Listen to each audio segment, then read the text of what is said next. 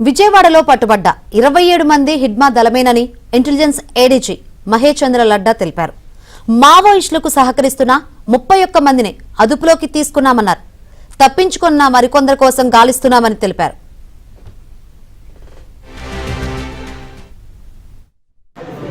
కంటిన్యూస్గా ఇన్పుట్స్ వస్తున్నాయి.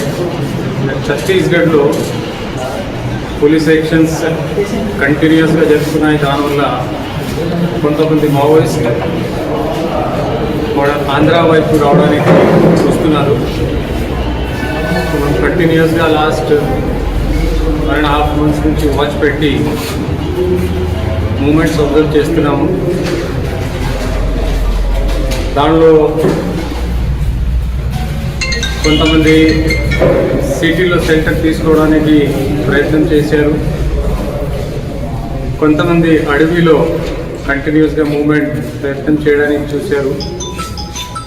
ఇదే సందర్భంలో లాస్ట్ 1-2 days నుంచి ఒక స్పెసిఫిక్ ఇంటెలిజెన్స్ డెవలప్ అవుతే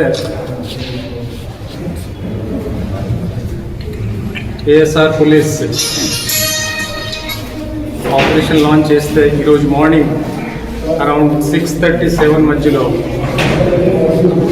మారేడుమల్లి నార్త్ సైడ్లో ఎదురు కాల్పులు జరిగింది. దానిలో 6 మావోయిస్ట్ డెత్ అయింది. ఇప్పటి వరకు వచ్చిన ఐడెంటిఫికేషన్ ప్రకారం central committee member, 1st Battalion commandant Madimi Hidma ఒకరు, అలాగా ఆయన భార్య రాజే ప్లస్ ఆయనతో పాటు 4 మంది చనిపోయారు. కొంతమంది పారిపోయారు. ఇది సందర్భంగా ఈ ఆపరేషన్స్ కంటిన్యూ చేస్తే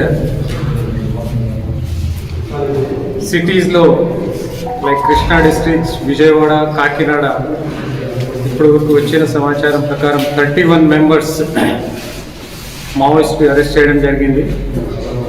ఈరోజు మార్నింగ్ నుంచి ఇప్పటి వరకు ఆ కన్సర్న్ జిల్లాలో ఎస్పీ డీటెయిల్స్ ఇస్తారు. దానిలో 31 members మోటామోటి బ్రేకప్ ఏమి అంటే